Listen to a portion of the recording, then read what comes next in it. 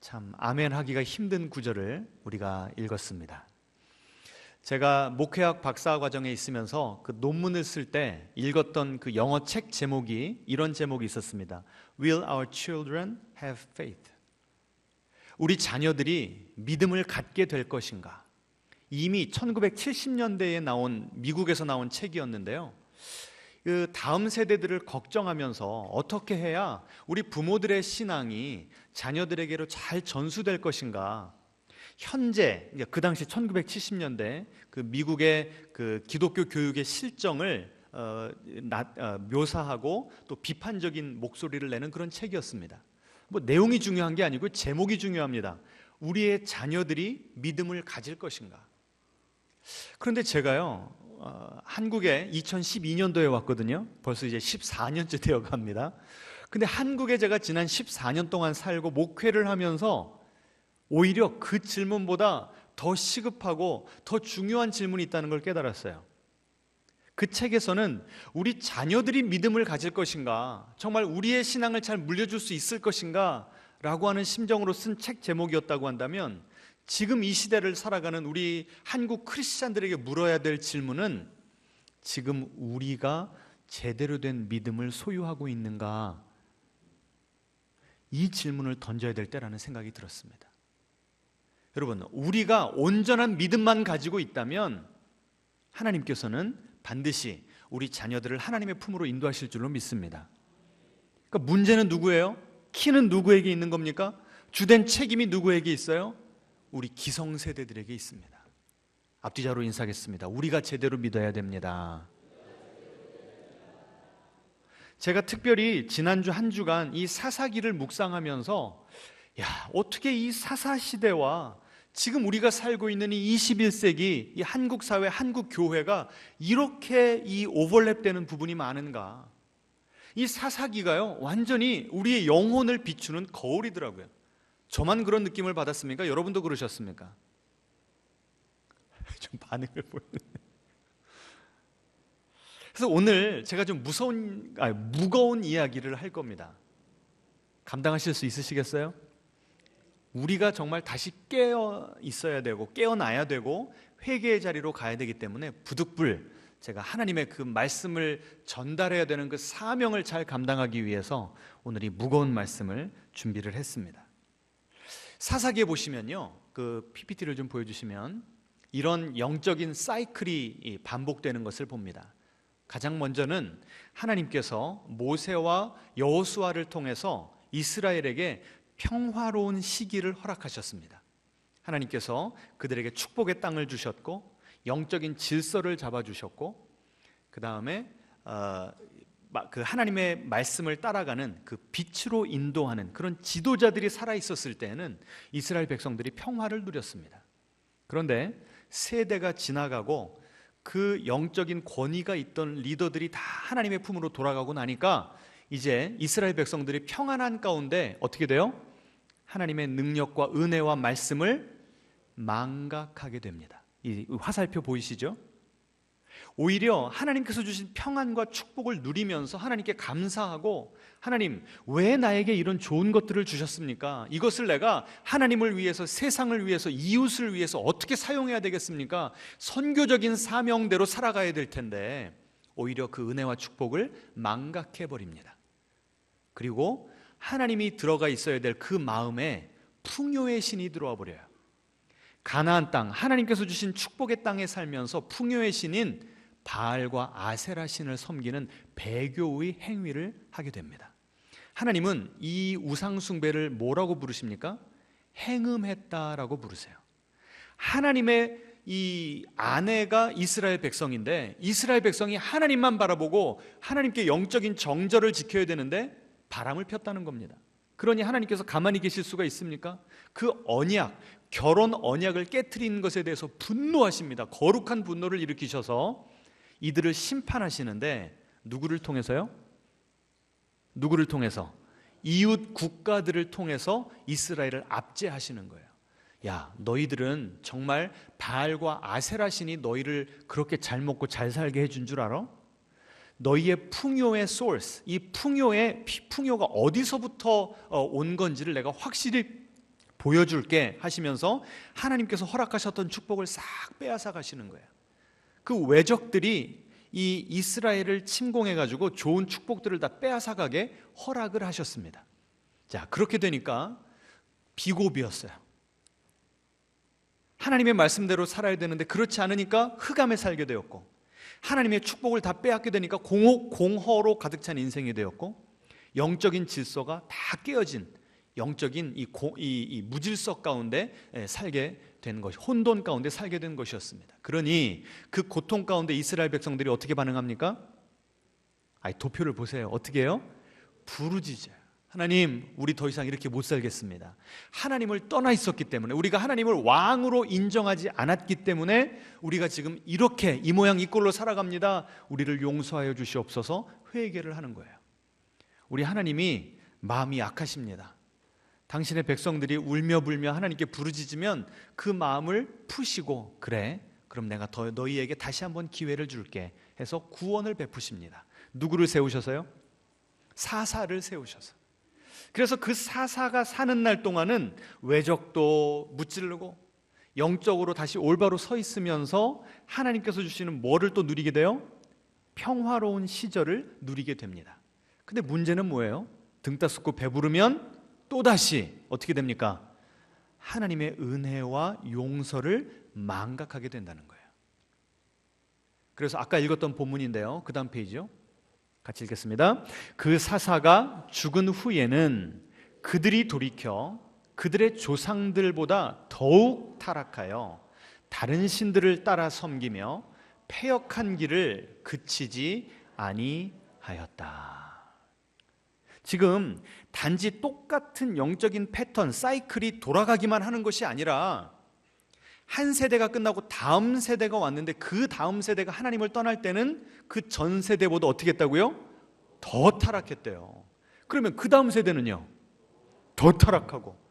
그래서 이걸 입체적으로 보여주면요, 이렇습니다. 이 죄악의 무한 루프가 똑같은 원을 그리면서 돌아오는 것이 아니라 점점 어떻게 해요? 어디를 향해요? 그래서 이것을 나선형 하향 곡선이라고 합니다. 점점점 세대가 갈수록 사람들이 완악해지는 거예요. 한 번씩 부흥회를 통해서, 특별 새벽 기도를 통해서 회개하고 눈물 쏟고 내 마음이 회복돼요. 그런데 그 회복됐을 때가 내가 처음 하나님 만났을 때만큼의 영성은 아닌 거예요. 그리고 나는 그나마 이 70년대, 80년대부터 영성 훈련을 받고 교회 공동체를 통해서 내가 많이 성숙해서 그나마 요새 이렇게 살면서 신앙이라도 유지하는데, 요새 여러분의 자녀는 어떻습니까? 여러분만큼 기도해요? 여러분만큼 교회를 사랑합니까? 여러분만큼 하나님을 위해서 시간을 내고 물질을 내고 헌신을 합니까? 지금 점점점 세대가 갈수록 영적으로 나약해지고 영적으로 마음이 굳어지는, 그러니까 어떤 이 곡선을 그린다고요? 나선형 하향 곡선을 그리는 거예요. 이게 사사시대만 그렇습니까? 지금 이 시대도 그렇습니까? 이 사사기 쭉 가보시면요, 사사들이 총 12명에서 어떻게 세냐에 따라서 12명에서 14명의 사사가 나오는데요, 가장 마지막 사사가 누구라고 그랬죠? 삼손. 그래서 이 하향 곡선의 맨 마지막 바닥을 치던 그 시대가 바로 삼손이 사사로 있던 시대입니다. 어느 정도 심각했는지 지금부터 한번 살펴보겠습니다. 먼저 백성을 보도록 하겠습니다. PPT 보여주세요. 사사기 13장 1절입니다. 이스라엘 자손이 다시 여호와의 목전에 악을 행하였으므로 여호와께서 그들을 40년 동안 블레셋 사람의 손에 넘겨주시니라. 자, 여기 패턴이 보여요, 안 보여요? 보이죠? 평안했을 때 하나님 앞에 악을 행하니까, 또다시 악을 행하니까 다 잊어버리고 또다시 마음이 강팍해지고, 회개를 하더라도 나 중심적으로 하나님의 회초리 맞기 싫어서 하는 억지 회개, 자기중심적인 회개를 하니까 내 마음이 근본적으로 하나님께 돌아오지 못한 거예요. 그러니까 또다시 죄악의 길로 빠져들게 되더라는 거죠. 그러니 하나님께서 그 꼴을 보실 수가 없어서 어떻게 했다고요? 누구를 보내셨어요? 하나님의 심판의 도구로 블레셋을 보내셨다는 거예요.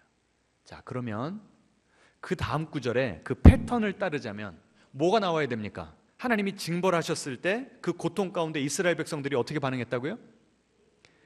울부짖고 회개했다고 나옵니다. 그런데 사사기 13장 2절부터는 어떤 내용이 나오느냐? 이스라엘이 회개했다는 내용은 싹 빠지고 하나님께서 사사 삼손을 태어나기 전부터 어떻게 만나 주셨는가? 삼손의 등장부터 나옵니다. 뭐가 빠진 거예요? 회개가 빠졌어요. 왜 회개가 빠졌을까요? 이스라엘 백성들이 회개를 안 한 거예요. 왜 회개를 안 했습니까? 그렇게 고통스럽지 않았던 거예요. 전에는 외적이 침입하면 좋은 거 다 뺏어갔습니다.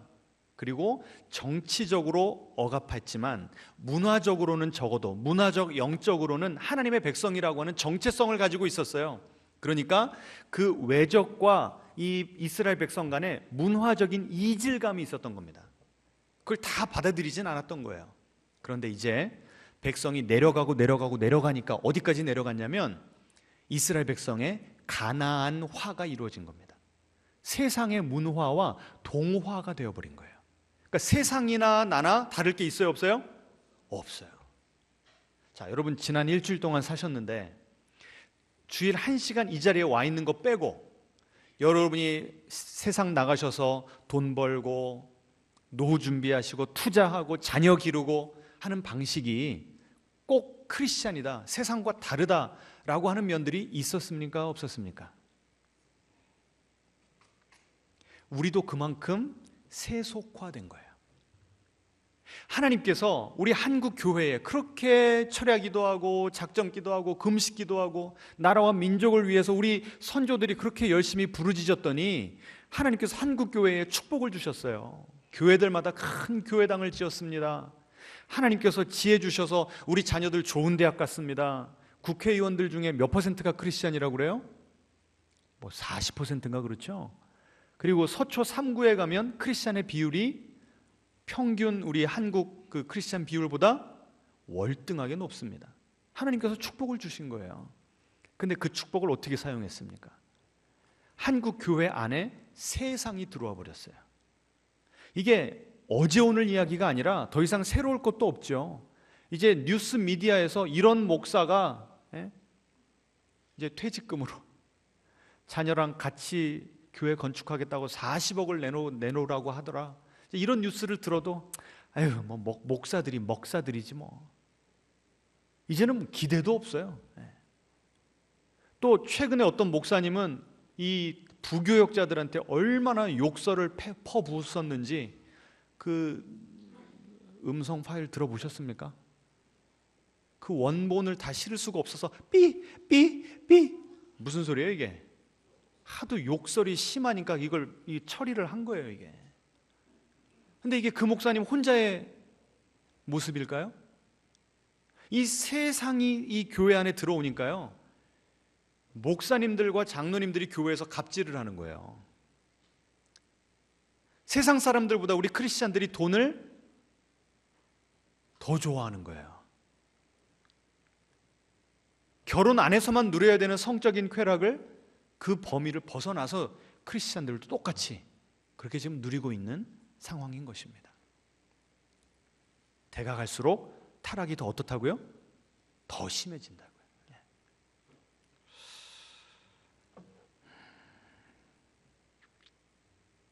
그래서 이 백성들이요, 삼손 시대에 더 이상 블레셋과 내가 사는 모습이 차이가 없으니까, 블레셋이 나를 점령하는데도 불편한지도 모르겠고 고통스러운지도 모르겠으니까 하나님께 회개할 줄도 모르게 되더라는 거예요.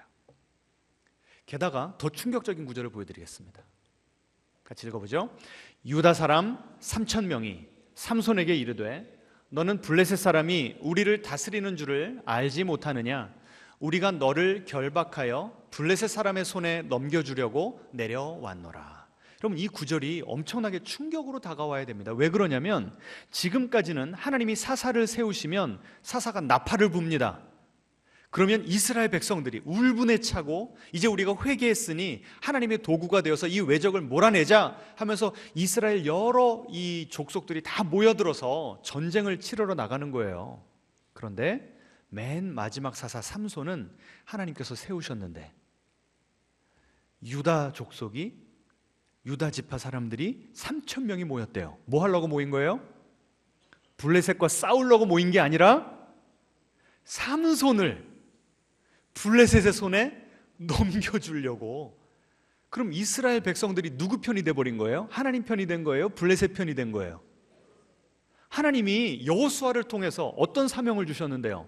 너희는 그 땅을 정복하라, 그 땅을 하나님의 나라가 되게 하라 라고 하는 사명을 주셨는데 그거 다 잊어버리고 가나안화가 되어버려서 이제는 하나님의 길로 이끌려고 하는 사사를 오히려 적들에게 넘겨주려고 하는 그 지경까지 가버렸다는 거예요.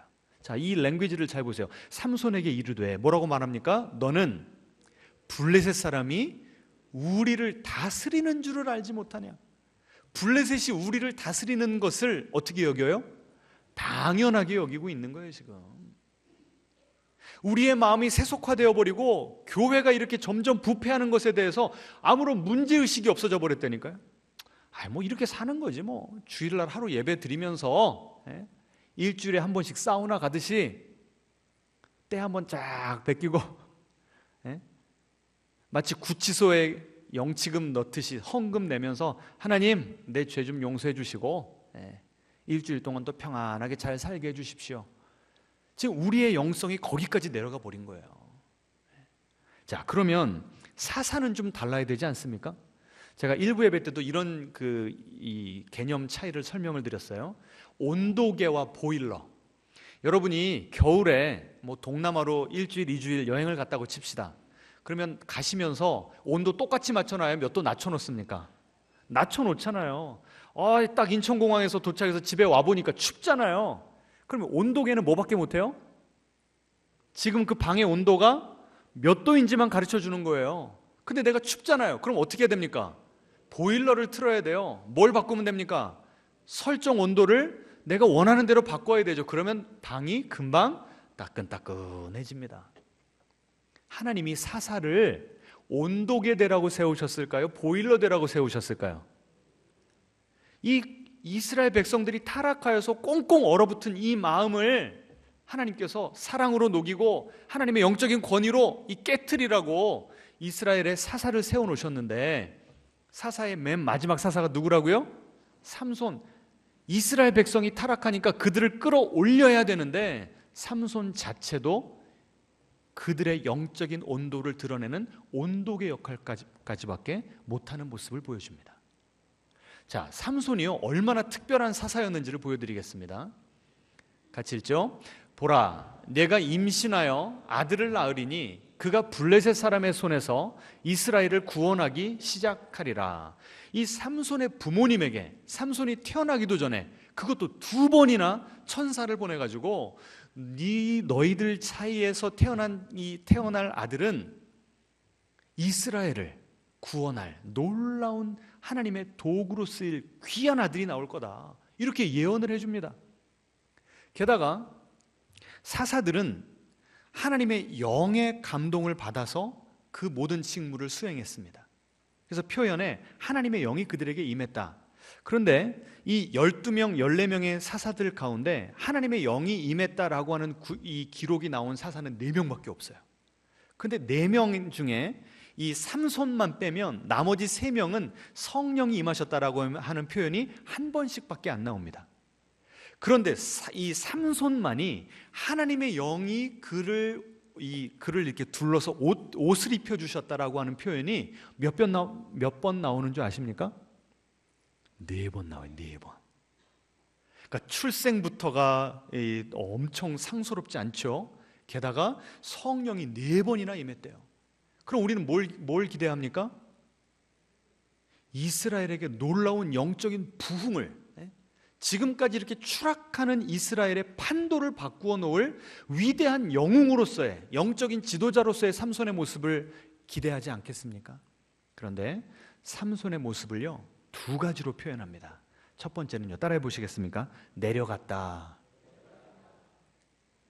삼손이 자꾸 블레셋 영토로 내려갔대요. 이게 무슨 뜻입니까? 자기가 지켜야 될 거룩한 자리, 예배자의 자리, 사명자의 자리를 박차고 영적으로 타락하는, 추락하는 자리로 내려갔다는 거예요. 이스라엘 백성들이 그랬듯이 사사지만 이스라엘 백성의 영적인 행보를 그대로 반영하고 있다는 겁니다. 두 번째 단어가 또 있습니다. 따라해 보겠습니다. 보다. 삼손은요, 보는 대로 행동하는 사람이었습니다. 삼손이 뭘 좋아했어요? 누구를 좋아했어요? 여자를 좋아했습니다. 어떤 여자를 좋아했어요? 예쁘고 섹시한 여자를 좋아했죠. 내 눈에 보기에 옳은 대로 행하던 이스라엘 백성의 모습을 그대로 본받아서 내 정욕이 이끄는 대로 끌려다녔던 사람이 삼손이었습니다.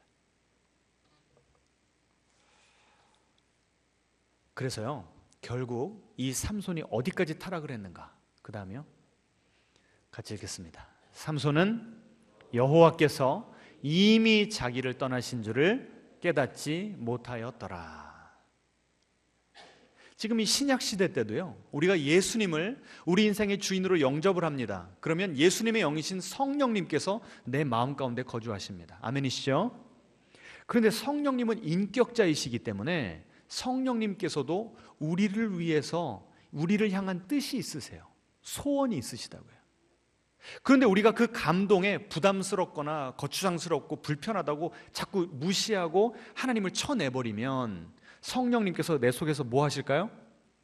근심하시고 탄식하십니다. 아유, 김 집사 그렇게 살면 안 되는데, 이 권사 지금 내가 마음이 너무 아파. 성령님께서 그 마음을 느끼게 해주신다고요. 우리의 영이 살아있을 때, 우리의 영이 민감할 때는요, 그걸 그대로 느낍니다. 그런데 삼손 보세요. 여호와께서 이미 어떻게 하셨다고요? 그렇게 많이 이 회개할 기회를 주시고 때로는 채찍을 드시고 했는데도 깨달아요, 못 깨달아요? 영적인 감수성이 어떻게 돼버렸습니까? 완전히 죽어버린 거예요. 그래서 결국 하나님이 참고 참으시다 어떻게 하셨어요? 떠나버리셨어요. 여러분, 우리 인생의 가장 비참한 때가 언젠가? 돈을 잃었을 때요? 건강을 잃었을 때요? 아닙니다. 하나님이 떠나가시면 우리 인생은 소망이 없습니다. 지금 삼손이 거기까지 내려간 거예요. 그런데 더 충격적인 건 뭐예요? 하나님이 떠나신 것만 해도 충격적인데 더 충격적인 건 뭐라고요? 그 떠나신 것조차도 깨닫지를 못했대요. 내 영혼이 죽어버려가지고. 이것이 우리에게 얼마나 큰 도전이 됩니까? 여러분, 지난 한 주 동안 성령님과 어느 정도 교감하시면서 사셨습니까? 하나님께서 주시는 감동 정말 그대로 순종하셨습니까?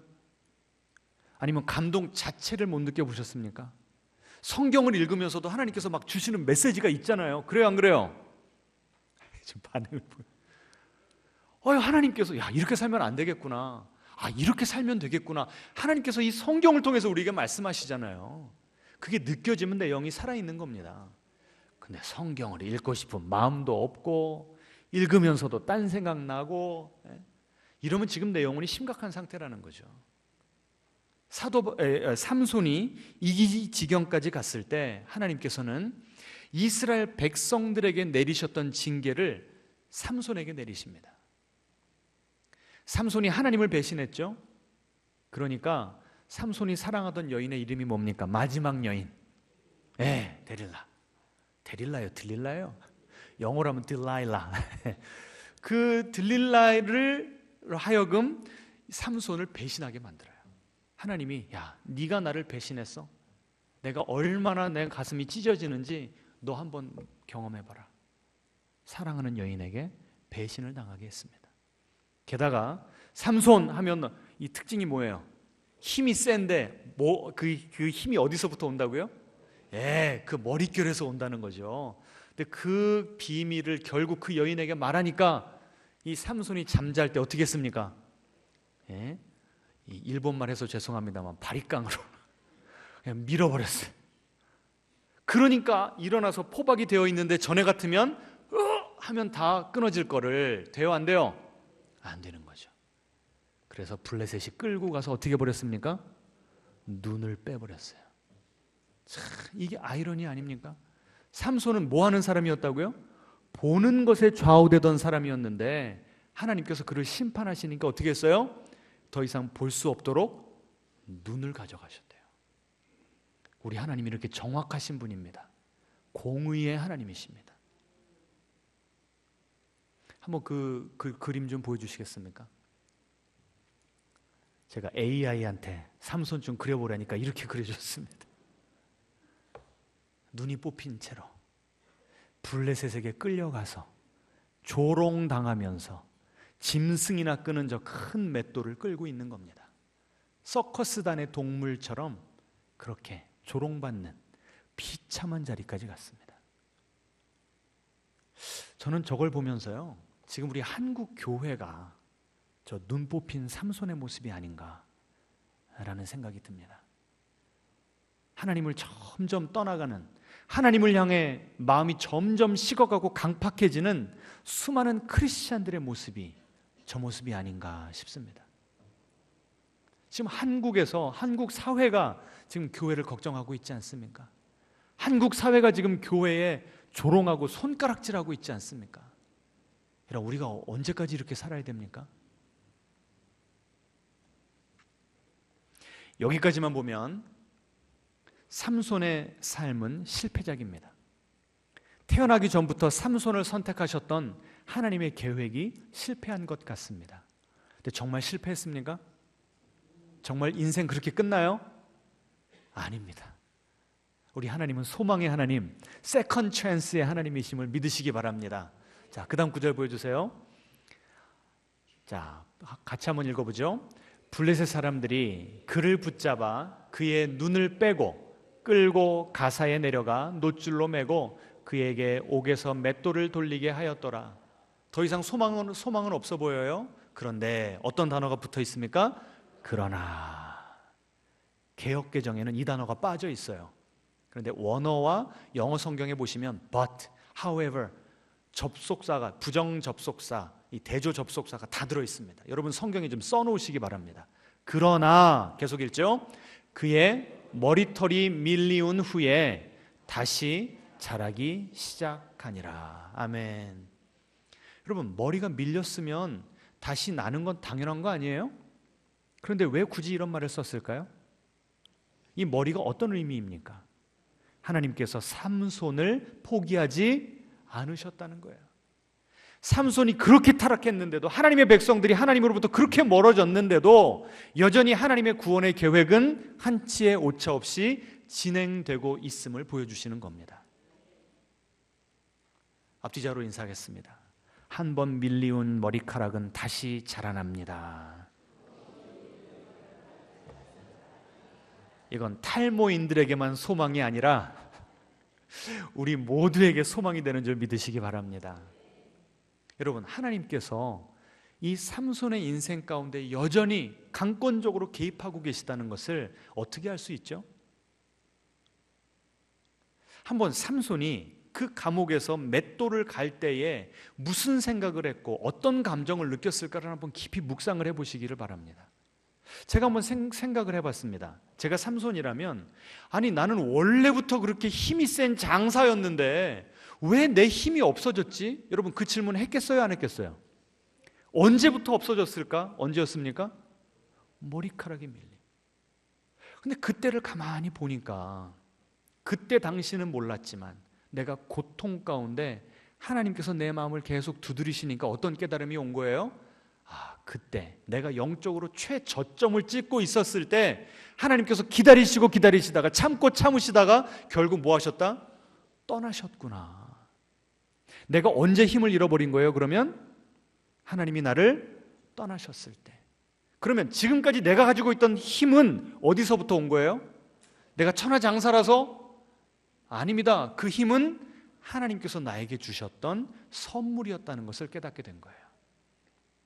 여러분, 왜 우리는 잃고 난 후에야 이것이 하나님께서 주신 선물이었음을, 하나님께서 우리를 청지기로 삼으셔서 우리에게 맡겨주셨던 축복이었음을 왜 그때서야 깨닫게 될까요?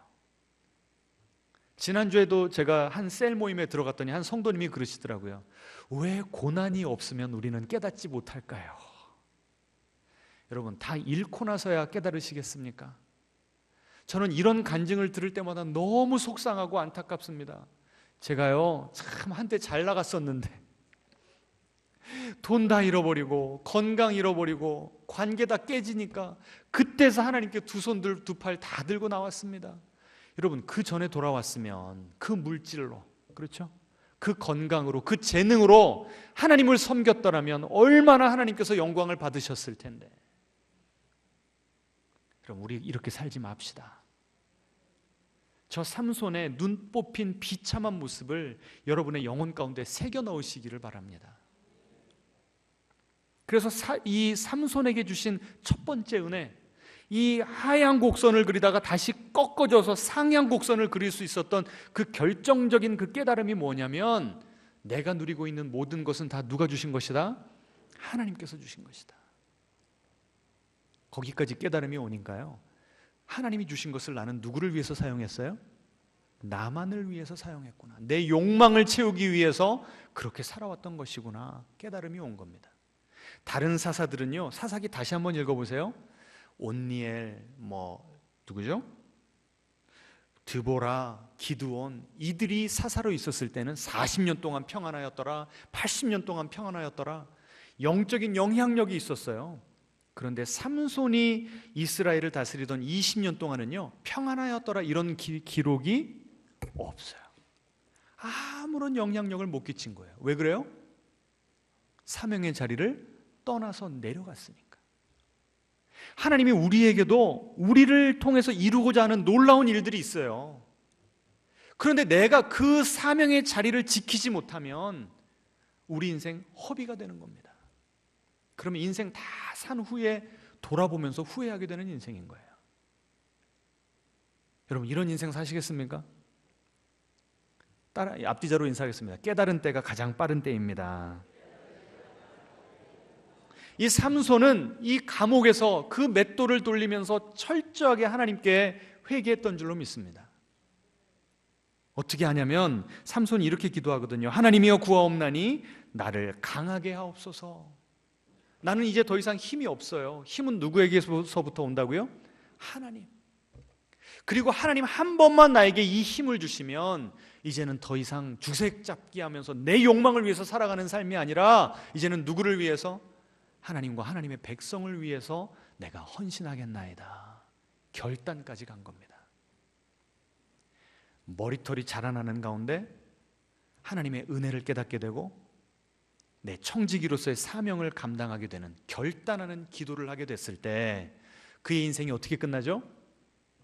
두 기둥 사이에서 다곤 신전에서 막 이 삼손을 보면서 조롱하는 수많은 사람들이 앉아 있었을 때, 여러 영화 보셔서 아시잖아요. 기둥 어떻게 합니까? 기도하면서 으악 했더니 그 다곤 신전이 다 무너져서 삼손이 살아있을 때 죽였던 블레셋의 숫자보다 죽는 날 그 하루에 내 자신을 온전히 하나님의 도구로 내어드렸을 때, 내 옛 자아, 내 죄성, 내 욕망을 십자가에 못 박았을 때 죽였던 블레셋의 숫자가 훨씬 더 많았다. 그의 인생, 지금까지는 타락하고 하나님의 마음을 아프게 하는 인생만 살았지만 인생의 마지막에 회개하고 돌아와서 하나님께 인생을 바치니까 마지막 인생, 믿음의 영웅으로 이 자신의 인생의 무대에서 퇴장을 하게 되니까 지금까지 살았던 인생까지 하나님께서 소급하셔서 그래, 너는 내 영웅이다 삼아주셨어요. 여러분, 아직 늦지 않았습니다. 왜 아멘 안 하세요? 아직 우리에게 소망이 있습니다. 우리가 이런 영적인 회복을 경험해야 될 줄로 믿습니다. 언제까지 우리가 계속해서 하얀 곡선을 그리겠습니까? 우리가 이 영적인 이 판도를 바꿔내지 못하면, 하얀 곡선에서 상향 곡선으로 끌어올리지 못하면 우리 자녀들에게는 소망 없습니다. 그럼 그래요, 안 그래요? 지금 제가 무슨 추상적인 얘기하는 거 아니잖아요. 이미 우리 가정에서 우리가 보고 있지 않습니까? 이제 더 이상 내려가지 맙시다. 예배의 자리, 기도의 자리, 헌신과 소명의 자리 끝까지 목숨 걸고 지키는 여러분 되시기를 바랍니다. 언제까지 보는 거에 이렇게 끌려다니시겠습니까? 여러분, 이 세상의 욕망의 노예가 되어서 그 세상만 바라보지 마시고 뭘 바라봐야 돼요? 뭘 바라봐야 돼요? 하나님의 말씀을 바라봐야 됩니다. 요셉도 그 유혹이 많았지만 요셉에게는 나를 동침하자고 나에게 달려오는 보디발의 아내보다 누가 더 크게 선명하게 보였어요? 하나님, 나를 기대하시고 나를 사용하기를 원하시는 그 하나님이 더 크게 보였어요. 그런데 삼손은 어땠습니까? 나에게 사명을 주신 하나님은 요만하게 보이고 예쁜 여자들만 이렇게 크게 보였던 거예요. 여러분, 우리의 눈에 뭐가 더 크게 선명하게 보이십니까? 지금 우리 교회에서 올해 이 성경 통독 읽는 게 그냥 한번 프로그램이니까 해보지, 이거 아닙니다. 영적인 판도를 바꾸는 중요한 이 사건이고 이 행동이고 훈련임을 믿으시기 바랍니다. 앞뒤자로 인사하겠습니다. 성경 일독에 목숨 겁시다. 게다가 이 삼손이 왜 이렇게 넘어질 수밖에 없었는가? 자기 혼자 다녔어. 자기 혼자. 각계전투. 나와 함께 뜻을 모으고 서로가 서로 이 철이 철을 날카롭게 한다고 그랬잖아요. 서로를 책임져 줄 수 있는 공동체가 없었어요. 여러분, 지금 신앙생활 하시는데 여러분의 고민, 여러분의 아픔, 여러분이 무엇 때문에 넘어지고 유혹에 빠지는지 그것을 솔직하게 나눌 수 있는 공동체가 있습니까? 여러분의 셀 모임은 그 정도까지 투명한 모임입니까? 그러지 않으면 우리는 영적인 판도를 바꿀 수 없어요. 여러분, 오늘 셀 모임에 가셔서 지금 내 영적인 주소가 얼마나 심각한지 한번 솔직하게 나눠보시기 바랍니다. 서로를 다그치고 서로 말씀으로 훈계하고 함께 회개 기도하며 서로를 책임져 줄 수 있는 그런 아름답고 든든한 공동체로 거듭나게 되기를 축원합니다. 그래서 더 이상 우리의 자녀들이 믿음을 가질 것인가 그런 고민하는 것이 아니라 우리가 이 당대에 영적인 부흥을 일으켜서 우리 자녀들이 우리를 봤을 때, 야, 저렇게만 신앙생활해도 좋겠구나, 하나님께서 저렇게 우리 부모의 인생을 아름답게 사용하실 수가 있구나, 우리의 뒤를 저절로 따르고 싶어하는 그런 아름다운 영적인 유산을 남기게 되시기를 주님의 이름으로 축원합니다. 찬양하겠습니다.